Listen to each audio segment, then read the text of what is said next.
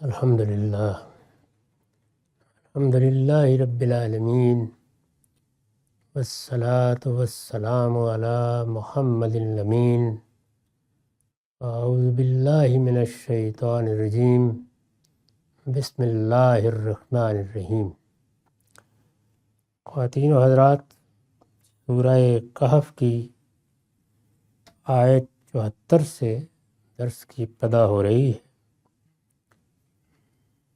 سیدنا موسیٰ کا واقعہ زیر بحث ہے، جس میں انہوں نے اللہ تعالیٰ کی حکمتوں کا مشاہدہ کیا۔ اس واقعے کا ایک حصہ ہم نے پڑھ لیا، اس کا تعلق ایک نادار ملاح کی کشتی سے تھا۔ اس واقعے میں جب موسیٰ علیہ السلام نے یہ دیکھا کہ کشتی میں چھید کر دیا گیا ہے تو انہیں اس پر سخت اعتراض ہوا۔ انہوں نے پوچھا کہ یہ آپ نے کیا کیا ہے؟ یہ ایسا کام ہے کہ اس کے نتیجے میں تو کشتی کے سب مسافر غرقاب ہو سکتے ہیں۔ اس پر انہوں نے توجہ دلائی کہ ظاہر میں کیا ہوتا ہے، باطن میں کیا ہوتا ہے، تمہارے سامنے چیزیں کس طرح آتی ہیں، اس کے پیچھے اللہ تعالیٰ کی کیا حکمت کار فرما ہے، یہی تو سمجھانے اور بتانے کے لیے تم یہ سفر کر رہے ہو، اس لیے اس میں سوال نہیں کرو۔ تم نے سوال کیا ہے تو جو وعدہ میرے ساتھ کیا تھا اس کی خلاف ورزی کی ہے۔ اس پر سیدنا موسیٰ نے معذرت کی اور انہوں نے مزید ساتھ چلنے کی اجازت دے دی۔ اب فرمایا کہ فن طلقہ، پھر دونوں آگے چل پڑے، یعنی سفر شروع ہوا۔ اس میں ایک واقعہ پیش آیا، جا کر ساحل پہ اترے ہوں گے اور پھر آگے کا سفر شروع ہو گیا۔ وہ اس کو دیکھ رہے ہیں کہ یہ ہو رہا ہے یا یہ ان کا عینی مشاہدہ ہے۔ میں عرض کر چکا کہ دونوں کا امکان ہے۔ دونوں چلے حتیٰ اذا لقیا غلاما فقتلہ، یہاں تک کہ جب راستے میں ایک لڑکے سے ملاقات ہوئی، یعنی جا رہے ہیں کسی بستی کے پاس سے گزرے، ایک لڑکے سے ملاقات ہوئی، جیسے ہی ان کے ساتھی نے لڑکے کو دیکھا قتل کر ڈالا، اس کو مار دیا۔ فقتلہ قال قتلت نفسا زکیۃ بغیر نفس، اس پر تو پہلے سے بھی زیادہ اعتراض تھا، یعنی وہاں تو صرف یہ تھا کہ چھید کیا ہے، اس سے کشتی ڈوب سکتی ہے، لوگ ہلاک ہو سکتے ہیں، یہاں تو آگے تک معاملہ چلا گیا، یعنی ایک بے گناہ کو مار ڈالا۔ موسیٰ نے کہا آپ نے ایک بے گناہ کی جان لے لی، حالانکہ اس نے کسی کا خون نہیں کیا تھا۔ انہوں نے اس جانب اشارہ کیا کہ کسی کی جان تو اسی صورت میں لی جا سکتی ہے کہ اس نے کسی کی جان لے لی ہو اور اس کو قصاص میں مار دیا جائے۔ ایک بے گناہ لڑکا کہیں کھیل رہا ہوگا، کہیں جا رہا ہوگا، اس کی آپ نے جان لے لی، تو یہ کیا کیا آپ نے؟ اس نے تو کسی کا خون نہیں کیا تھا، کسی کی جان نہیں لی تھی۔ لقد جئت شیئا نکرا، یہ تو آپ نے بہت برا کام کیا۔ ان کو یہی کہنا چاہیے تھا، وہ ایک مرتبہ پھر گویا پھٹ پڑے، یہ کیا کر ڈالا آپ نے؟ یعنی میں آپ سے علم سیکھنے کے لیے آیا ہوں، پہلے آپ نے ایک شخص کی کشتی میں چھید کر دیا، بمشکل بچے لوگ، ساری کشتی ڈوب جاتی تو آپ کا کیا جاتا؟ اب یہ آپ نے دوسرا کارنامہ کر دیا، ایک جاتے جاتے بے گناہ لڑکے کو مار ڈالا ہے، یہ کس طرح کا معاملہ ہے؟ اگر ہم غور کر کے دیکھیں تو یہی کچھ ہو رہا ہے، یعنی ہمارے سامنے چیزیں جب آتی ہیں تو دسیوں سوالات پیدا کر دیتی ہیں۔ موسیٰ علیہ السلام یہ سوالات کر رہے ہیں یا اس صورتحال پر صبر نہیں کر پا رہے، تو اگر ہمارے سامنے بھی یہ چیزیں آئیں گی تو ہم ایسے ہی پوچھیں گے یہ کیا بنایا ہے؟ آخر یہ جانور بیچارے اسی لیے بنا دیے کہ ان کو دوسرے جانور پھاڑ کھائیں، اس لیے بنا دیجیے کہ ہم ان کو لاکھوں کی تعداد میں ذبح کریں اور ان سے گوشت حاصل کر لیں۔ یہ بچوں کو تکلیفیں آ رہی ہیں۔ جتنے اس طرح کے معاملات ہیں جن میں بظاہر ایک چیز شر محسوس ہوتی ہے، اس کو دیکھنے کے بعد انسان کے ذہن میں یہی سوالات ہونے چاہیے۔ چنانچہ یہ واقعہ در حقیقت اللہ تعالیٰ کی اس پوری اسکیم کے بارے میں اللہ تعالیٰ معاملات کو کہاں سے کر رہے ہیں اس کو واضح کرتا ہے۔ یہ بتاتا ہے کہ اس کائنات کا نظم جس ہستی نے بنایا ہے اس کے معاملات اور تمہارے علم کے درمیان کیا نسبت ہے۔ اس میں جو بات سمجھائی گئی ہے وہ یہ نہیں ہے کہ فلاں سوال پیدا ہوتا ہے اس کا یہ جواب ہے، فلاں سوال پیدا ہوتا ہے اس کا یہ جواب ہے۔ اس کے بالکل برخلاف اس میں یہ درس دیا گیا ہے کہ تمہیں اپنے حدود علم کے اندر رہنا چاہیے۔ سیدنا موسیٰ کو جو تعلیم دی جا رہی ہے وہ یہ تعلیم ہے، سارے راز نہیں کھول دیے گئے، ذرا سا پردہ اٹھا کر بتایا جا رہا ہے کہ اس کائنات کا پروردگار کوئی کام عبث نہیں کر رہا، اس نے ہر چیز کو بالحق بنایا ہے۔ اس کائنات میں کیا کیا چیزیں کیسے کار فرما ہیں اس کو اس پروردگار نے ایک اسکیم میں ڈھال دیا ہے۔ وہ اسکیم اپنی بے پناہ حکمتیں رکھتی ہے، اس میں علت و معلول کے رشتے، حکمت اور مقصد کے رشتے تہ در تہ ہیں، ان کو تم سمجھ نہیں سکتے، لیکن اپنے حدود علم میں رہو تو پھر کم سے کم اندازہ کر سکتے ہو کہ تمہیں پروردگار کے بارے میں سوء ظن میں مبتلا نہیں ہونا چاہیے۔ تعلیم یہ ہے، اور نتائج کے معاملے میں صبر سے کام لینا چاہیے۔ صبر اور حکمت یہی وہ سب سے بڑی نعمت ہے جو اس دنیا میں اگر کسی کو عنایت ہو جائے تو اس پر دن رات اس پروردگار کا شکر کرنا چاہیے۔ دونوں چلے، راستے میں لڑکے سے ملاقات ہوئی، اس نے لڑکے کو قتل کر ڈالا۔ موسیٰ نے کہا آپ نے ایک بے گناہ کی جان لے لی، حالانکہ اس نے کسی کا خون نہیں کیا تھا، یہ تو آپ نے بہت برا کام کیا۔ ایسا ہی سوچنا چاہیے تھا، یہی سوال ہونا چاہیے تھا۔ پیچھے بھی جو انہوں نے اعتراض کیا وہی اعتراض ہر عاقل کرے گا۔ ہم جس دنیا میں رہتے ہیں اس میں ہمارا حادثہ اخلاق کی جن چیزوں پر حکم لگاتا ہے ہم انہی کے اندر باتوں کو سمجھیں گے۔ ہمارے علم کے لیے جو حدود معین ہیں انہی میں ہم فیصلے کریں گے۔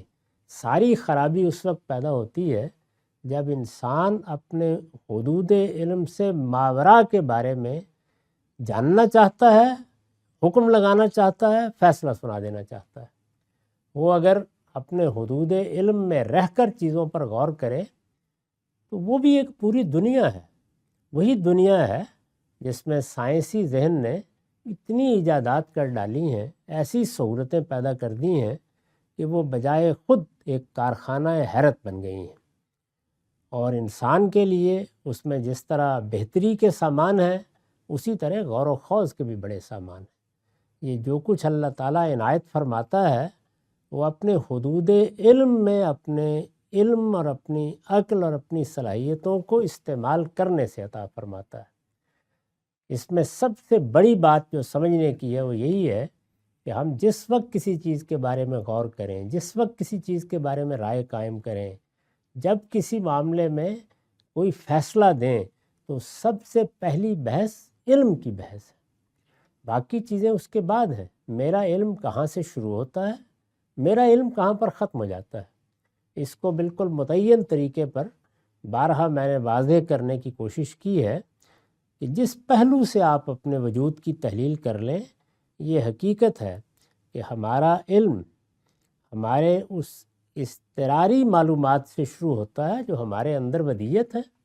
ہمارے حواس ہمارے باطن سے بھی رابطہ پیدا کرتے ہیں اور ان کے کچھ حدود ہیں۔ ہمارے حواس ہمارے ظاہر سے یا باہر کی دنیا سے، خارجی دنیا سے بھی رابطہ پیدا کرتے ہیں ان کے بھی کچھ حدود ہیں، ان حدود کے اندر ہم رائے قائم کرتے ہیں، چیزوں کا مشاہدہ کرتے ہیں، چیزوں کو اپنے تجربات سے گزارتے ہیں۔ اگر ہم نے تحقیقات کر کے کچھ چیزوں کو معلوم کیا ہے اور ان کے بھی اندر اتر کر دیکھیں تو وہ حواس کی صلاحیت کو بڑھانے کے نتیجے میں ہوئی ہیں۔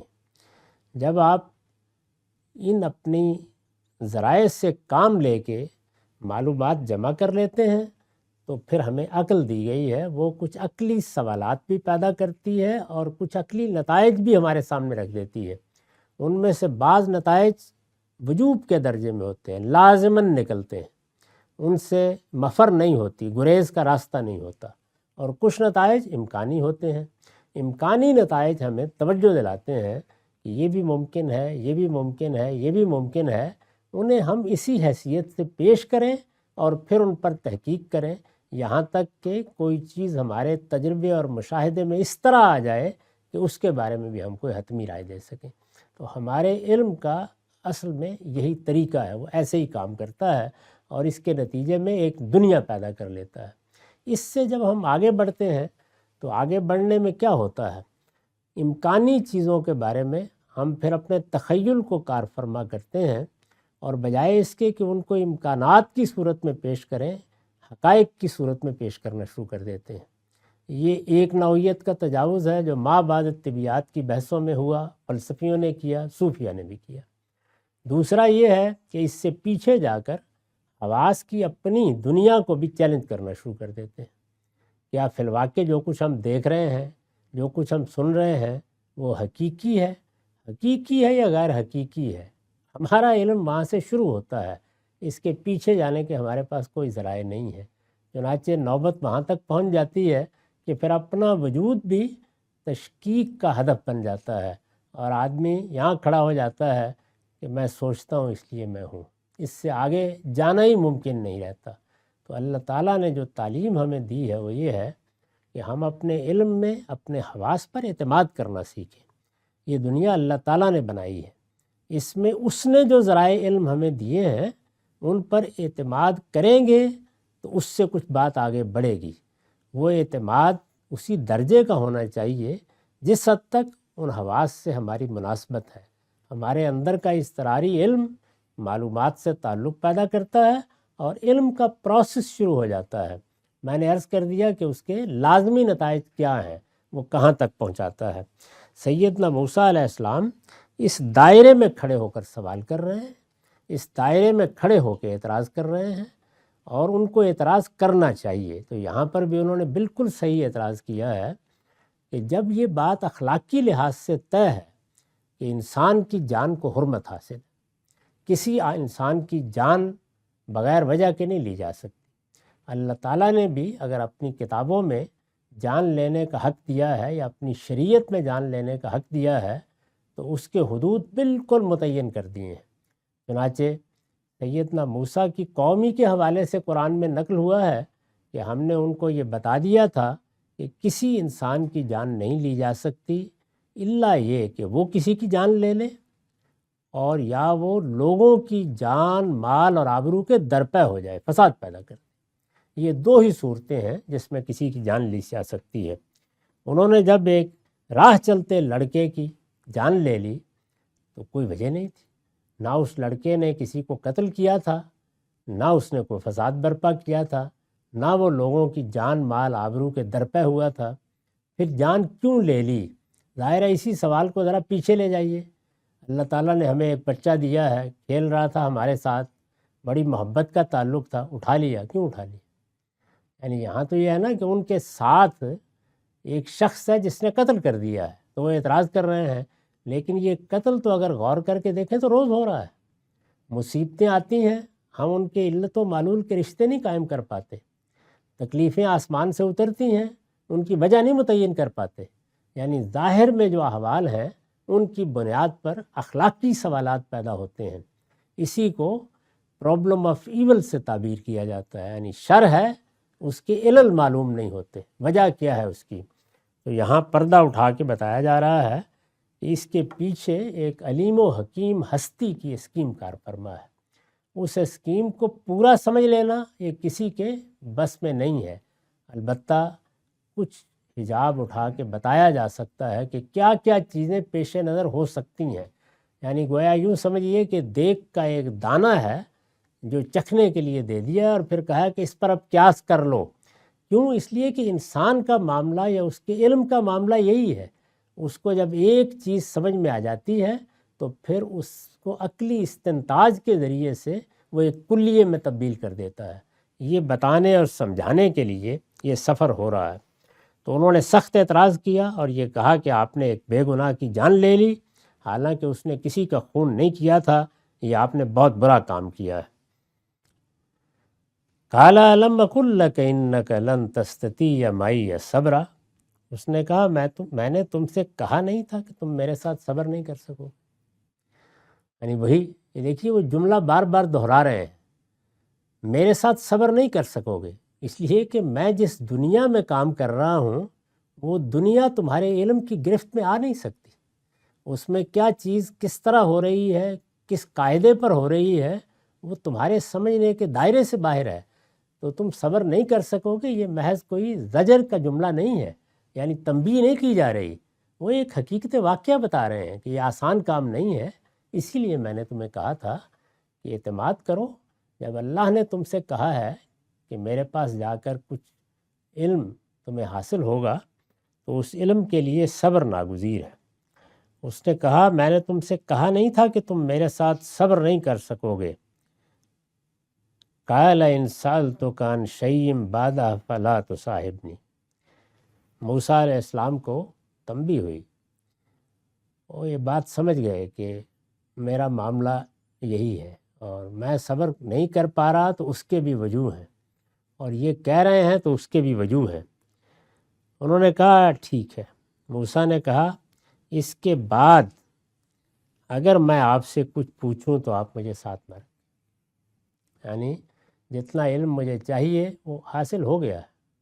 اب اگر تھوڑا سا چلنے کا اور موقع دیں تو میں کوشش کروں گا کہ صبر ہی کروں.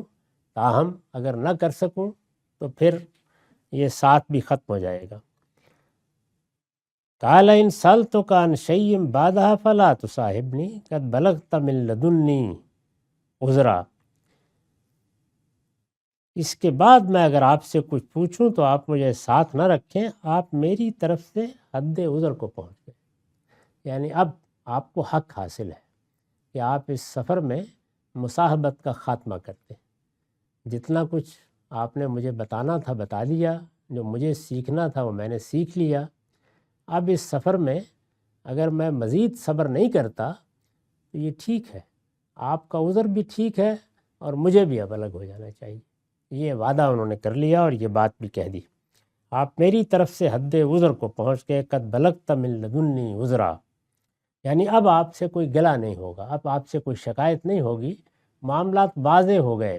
یہ اس وضوح کا بیان ہے جو اس سارے عمل سے ان کو حاصل ہو گیا. فانطلقا. اس پر دونوں آگے بڑھ گئے.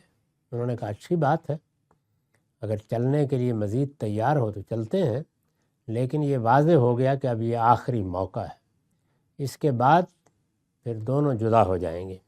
فانطلقا. اس پر دونوں آگے بڑھے. حتی اذا اتیا اہل قریۃ استطعما اہلہا فابوا ان یضیفوہما فوجدا فیہا جدارا یرید ان ینقض فاقاما. آگے ایک اور واقعہ پیش آ گیا. اس پر دونوں آگے بڑھے یہاں تک کہ جب ایک بستی والوں کے پاس پہنچے تو وہاں کے لوگوں سے کھانا کھلانے کو کہا. یہ عام روایت تھی، لوگ سفر کرتے تھے، راستے میں اس طرح کا سامان سفر نہیں ہوتا تھا کہ یہاں اس ہوٹل میں ٹھہر جائیں گے اور یہاں سے کھانا خرید کے کھا لیں گے. اس زمانے کی روایت یہی تھی کہ مسافر آئے ہیں تو بستی کے لوگ ان کے لیے کھانے کا اہتمام کر دیتے تھے. یعنی ایک جگہ سے دوسری بستی میں گئے، دوسری سے تیسری بستی میں گئے، اسی طرح لوگ سفر کرتے تھے. کچھ زیادہ سفر ساتھ لے لیا ہے وہ کام آ جائے گا، ورنہ یہ ہے کہ جس بستی میں اترے ہیں وہاں مسجد میں جا کر لیٹ گئے یا کسی اور جگہ پر پہنچ گئے. اس زمانے میں دیہاتوں کے باہر دائرے بنے ہوتے تھے، وہاں جا کے بیٹھ گئے، چوپال بنی ہوتی تھی. لوگ عام طور پر دیکھ لیتے تھے کہ شام کا وقت ہے، کھانے کا وقت ہو رہا ہے، مسافر ہے، رات گزارے گا، تو وہ کھانے کے لیے پیش کر دیتے تھے۔ یہ بستی میں گئے اور وہاں لوگوں سے انہوں نے درخواست کی کہ ہم مسافر ہیں، اگر آپ ہمیں کھانا دے سکیں، مگر انہوں نے میزبانی سے انکار کر دیا۔ ایسے ہی کوئی لئیم لوگ تھے، ورنہ عام طور پر ایسا ہوتا نہیں۔ میں عرض کر چکا ہوں کہ اس کو واقعے کے لحاظ سے دیکھیے تب بھی ایک تاثر پیدا ہوتا ہے، اور رویا کے لحاظ سے دیکھیے تو بس معاملات اس طریقے سے پیش آ رہے ہیں۔ اس پر دونوں آگے بڑھے، یہاں تک کہ جب ایک بستی والوں کے پاس پہنچے تو وہاں کے لوگوں سے کھانا کھلانے کو کہا، مگر انہوں نے ان کی میزبانی سے انکار کر دیا۔ فَأَبَوْا أَن يُضَيِّفُوهُمَا۔ اب بستی میں یہ استقبال ہوا، یہ سلوک ہوا، بستی سے نکل رہے ہیں۔ فَوَجَدَ فِيهَا جِدَارًا۔ پھر انہوں نے وہاں ایک دیوار دیکھی، یعنی بستی والوں نے تو یہ سلوک کیا، لیکن اسی بستی میں ایک دیوار دیکھی، یرید ان ینقض، جو گرا چاہتی تھی۔ یعنی یہ معلوم ہو رہا تھا کہ دیوار اب اس وقت گری یا کل گری، یہ صورتحال تھی، گرنے والی دیوار دیکھی۔ تو جو ان کے ساتھی تھے انہوں نے اس کو دوبارہ تعمیر کرنا شروع کر دیا۔ فَأَقَامَهُ، یعنی دوبارہ تعمیر کیا یا اس کو سہارا دیا، وہ بالکل ٹھیک ہو گئی۔ دیوار گرا چاہتی تھی لیکن اب اس کو انہوں نے درست کر دیا۔ قَالَ لَوْ شِئْتَ لَاتَّخَذْتَ عَلَيْهِ أَجْرًا۔ موسیٰ نے کہا کہ آپ اسی پر بات کر لیتے بستی والوں سے، یعنی ادھر صورتحال یہ ہے کہ کھانے کو کچھ نہیں مل رہا، بھوکے پیاسے آگے سفر جاری رکھے ہوئے ہیں، آپ کو انہوں نے کھانا بھی نہیں دیا۔ چلیے آپ دیوار کو اگر ٹھیک کرنا چاہتے تھے تو بستی والوں سے کہتے کہ تم ہمیں مہمان کے طور پر کھانا نہیں دے رہے، تو ہم تمہاری یہ دیوار درست کر دیتے ہیں، اس کے اجر میں کھانا دے دو۔ تو یہ کوئی معقول بات ہوتی؟ ادھر ہمارا حال برا ہو رہا ہے اور آپ نے یہ کیا کیا؟ دیوار دیکھی جو گرا چاہتی تھی تو اس نے وہ دیوار کھڑی کر دی۔ موسیٰ نے کہا اگر آپ چاہتے تو اس پر مزدوری لے سکتے۔ یعنی ایسی لئیم بستی ویسے ہی میزبانی کے لیے تیار نہیں ہوئے، آپ کو نیکی کرنے کی سوچ رہی ہے، نیکی کرنے کے بھی کوئی موقع ہوتے ہیں۔ اس وقت تو ہماری بھوک کے لیے کچھ ہونا چاہیے تھا، وہ اگر میزبانی کرنے کے لیے تیار نہیں تھے تو آپ مزدوری لے لیتے، اگر آپ چاہتے تو اس پر مزدوری لے سکتے تھے۔ اس پر میں لکھا ہے مطلب یہ ہے کہ بستی کے لوگ تو ایسے لئیم تھے کہ انہوں نے ہماری درخواست پر ہمیں کھانا کھلانے سے انکار کر دیا، لیکن آپ نے اس کے باوجود ان کی دیوار درست کر دی۔ ان کمینوں کے لیے آپ نے یہ محنت بے مزد کیوں برداشت کی ہے؟ یعنی بغیر کسی معاوضے کے یہ کیا کیا آپ نے؟ یہ لوگ اس کے مستحق نہیں تھے، آپ اس پر کچھ مزدوری لے سکتے تھے جس سے ہم کھانا ہی خرید لیتے۔ یعنی اگر یہ میزبانی کے لیے تیار نہیں تھے، مہمانوں کو مہمان سمجھنے کے لیے تیار نہیں تھے، تو پیسے دے کر ہم ان سے کھانا لے لیتے، لیکن یہ آپ نے کیا کیا؟ اب جب انہوں نے یہ اعتراض کیا تو قال ھذا فراق بینی و بینک، انہوں نے کہا کہ بس پھر میرے اور تمہارے درمیان جدائی کا وقت بھی آ گیا۔ اس آخری چیز کو بھی دیکھیے تو اس کا بھی ایک بڑا خاص اور لطیف پہلو ہے، اور وہ یہ کہ نیکی برابر نہیں ہوتی۔ یعنی جیسے پیچھے جو باتیں ہم نے دیکھی ان میں یہ ہے کہ ایک شر پہنچ جاتا ہے، ایک غریب کی کشتی ٹوٹ گئی ہے، ایک آدمی کا نوجوان لڑکا رخصت ہو گیا ہے، یہ وہ چیزیں ہیں جو ایک علم کے طور پر آتی ہیں زندگی میں، سوال پیدا کر جاتی ہیں۔ اسی طرح نیکی بھی بعض اوقات برابر نہیں ہوتی، یعنی نیکی ہو رہی ہوتی ہے، ہم یہ دیکھتے ہیں کہ وہ لوگ کہ جو لئیم ہیں، کمینگی پر اترے ہوئے ہیں، نہ اللہ تعالیٰ کے حدود کی پاسداری کرتے ہیں، نہ اخلاقی حدود کا خیال رکھتے ہیں، لیکن عنایتیں ہوتی چلی جاتی ہیں، یعنی ان کی دیواریں درست ہوتی چلی جاتی ہیں۔ تو یہ تصویر ہے جو اس دنیا میں روز سامنے آتی ہے، وہاں یہ اس صورت میں سامنے آئی کہ انہوں نے اس کی دیوار ٹھیک کر دی۔ اب فرمایا کہ ھذا فراق بینی و بینک، یہ اب ہمارے لیے فراق کا موقع ہے، اب ہمیں جدا ہو جانا چاہیے، لیکن جدا ہونے سے پہلے سأنبئک بتاویل ما لم تستطع علیہ صبرا، اب میں تمہیں ان باتوں کی حقیقت بتاتا ہوں جن پر تم صبر نہیں کر سکے۔ پہلے انہوں نے کسی چیز کا جواب نہیں دیا تھا، واقعات پیش آتے رہے اور تینوں پے در پے پیش آ گئے۔ اور میں نے عرض کیا کہ تینوں ہماری دنیاوی زندگی میں جو سوالات پیدا ہوتے ہیں ان کے ایک لحاظ سے نمائندہ واقعات ہیں۔ یعنی شر پیدا ہوتا ہے، علت سمجھ میں نہیں آتی، خیر پہنچتا ہے اور ان کو پہنچتا ہے جو اس کے مستحق نہیں ہوتے، علت سمجھ میں نہیں آتی۔ یہی اس دنیا کی پوری زندگی کی تصویر ہے۔ اس تصویر کو سامنے رکھ کر وہ سوال کرتے چلے جا رہے ہیں، اعتراضات کرتے چلے جا رہے ہیں، اور انہوں نے کوئی جواب نہیں دیا۔ لیکن اب جب الگ ہو رہے ہیں، اور اسی لیے بھیجا بھی کیا تھا، انہوں نے فرمایا کہ اب میں ان باتوں کی حقیقت بتاؤں گا۔ میں نے اس پر وضاحت کی ہے کہ اس سے واضح ہے کہ جدائی کا فیصلہ صرف اس لیے نہیں ہوا کہ حضرت موسیٰ پر حجت تمام ہو گئی، بلکہ جس مقصد کے لیے یہ سفر کیا گیا تھا وہ مقصد بھی حاصل ہو گیا۔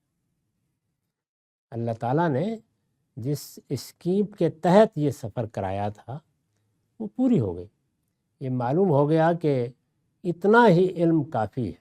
اس سے بھی یہ معلوم ہوا کہ اس دنیا میں ہم سے جو تقاضا کیا گیا ہے، یعنی اللہ تعالیٰ کے علم پر ایمان کا تقاضا، اللہ تعالیٰ کی حکمت پر ایمان کا تقاضا، اللہ تعالیٰ کے فیصلوں پر اعتماد کا تقاضا، اللہ تعالیٰ جو نتائج نکالتا ہے ان پر بھروسہ کرنے کا تقاضا، یہ جتنے تقاضے ہم سے کیے گئے ہیں، جو ہمارے دین نے کیے ہیں، جن پر اللہ کی اسکیم قائم ہے، وہ سب کے سب تقاضے جس جس درجے میں پیدا ہوتے ہیں اس کو اس سے سمجھا جا سکتا ہے۔ یعنی سوالات ختم نہیں ہوں گے، ہر چیز کا جواب بھی نہیں ملے گا۔ چند چیزوں کو سامنے رکھ کر اللہ تعالیٰ جس امتحان میں ہمیں ڈالے ہوئے ہیں، وہ امتحان یہی ہے کہ ہم اپنی عقل سے کام لیں، اور جن چند چیزوں کو ہم نے سمجھ لیا ہے ان پر قیاس کر کے باقی کے بارے میں اپنے پروردگار پر اعتماد کریں۔ یہ امتحان ہے، یہ علم کا امتحان ہے، اور اس کے ایک بڑے اہم پہلو کو یہاں نمایاں بھی کیا ہے اور اس کو واضح بھی کر دیا ہے۔ اب یہ دیکھیے کہ اس کے بعد اب وہ کیا بتاتے ہیں۔ اما السفینہ فکانت لمساکین یعملون فی البحر فاردت ان اعیبها وکان وراءہم ملک یاخذ کل سفینۃ غصبا۔ اس کشتی کا معاملہ یہ ہے، ایک ایک کو انہوں نے لیا۔ اس کشتی کا معاملہ یہ ہے کہ وہ چند مسکینوں کی تھی، یعنی وہ کشتی چلا تو ایک ملا رہا تھا، لیکن اس کے مالک چند مسکین تھے جو دریا میں محنت مزدوری کرتے تھے، یعنی ایسے ہی کشتیاں چلاتے تھے اور اپنی محنت سے کچھ پا لیتے تھے۔ تو میں نے چاہا کہ اسے عیبدار کر دوں، یعنی میں نے اس کے بارے میں یہ فیصلہ کیا، وہ بتا رہے ہیں میں نے یہ فیصلہ کیا کہ میں اس کو عیبدار کر دوں، یعنی کشتی عام استعمال کے قابل نہ رہے، اس میں ایک تختہ توڑ دیا میں نے، اس کو عیبدار کر دوں۔ یہ جو انہوں نے کہا کہ میں نے چاہا، تو میں نے لکھا ہے کہ آگے وضاحت ہے کہ انہوں نے یہ کام اللہ کے حکم سے کیا۔ وہ آخر میں بتا دیتے ہیں جا کے کہ اس میں نے اپنی رضامندی سے کوئی کام نہیں کیا، اللہ تعالیٰ کے حکم سے کیا ہے۔ آگے وضاحت ہے کہ انہوں نے یہ کام اللہ کے حکم سے کیا، لیکن یہاں اس کی نسبت اپنی طرف اس لیے کی ہے کہ غالباً حکم صرف یہ تھا کہ کشتی کو بادشاہ کے غصب سے بچا لیا جائے۔ اس کے لیے تدبیر کیا ہونی چاہیے، اس کا فیصلہ انہوں نے خود کیا، چنانچہ اس کو منسوب بھی اپنی طرف کیا۔ یعنی اللہ تعالیٰ جو فرشتوں کو ہدایت دیتے ہیں اور یہ کہتے ہیں کہ فلاں کام ہو جانا چاہیے، تو اس میں یہ ضروری نہیں ہوتا کہ آگے پوری تدبیر بھی بتا دی جائے۔ وہ ایک عاقل مخلوق ہے، وہ خود فیصلے کرتے ہیں، ان کو ایک ذمہ داری دے دی جاتی ہے، فلاں چیز حاصل ہونی چاہیے۔ تو یہاں حکم اوپر سے صرف یہ آیا ہے کہ کشتی کو بادشاہ کے غصب سے بچا لیا جائے۔ یہ کشتی ان مسکینوں کے پاس ہی رہنی چاہیے، ان کی چونکہ روزمرہ کی زندگی کا اس پر انحصار ہے، یہ بادشاہ کے پاس چلی گئی تو معلوم نہیں کب واپس آئے گی، اس میں یہ بیچارے بھوکوں مر جائیں گے، اس لیے آپ اس کشتی کو بچائیے۔ تو وہ کہتے ہیں کہ میں نے اس کے لیے یہ تدبیر کی کہ اس کو توڑ دیا۔ اب یہ جائے گا، وہاں پر کشتی پکڑنے والے آئیں گے، وہ دیکھیں گے، وہ ظاہر ہے کہ وہی کشتیاں لیں گے جو کام کرنے کے قابل ہوں گی اور اس کو چھوڑ جائیں گے۔ تو یہ میں نے ایک تدبیر اختیار کی ہے، اس کے پیچھے یہ حکمت تھی، یہ انہوں نے پہلی چیز کے بارے میں بتا دیا۔ دوسری دو کے بارے میں بھی آگے انہوں نے وضاحت کی ہے، اور پھر اس میں بعض دوسرے حقائق سے بھی پردہ اٹھایا ہے، جس میں سے ایک ایک چیز سمجھنے کی بھی ہے، اور وہ علم کے جس امتحان میں ہمیں ڈالا گیا ہے اس میں کامیابی کے لیے ہماری ضرورت بھی ہے۔ لیکن وقت ختم ہو گیا۔ اقول قولی ھذا واستغفر اللہ لی ولکم ولسائر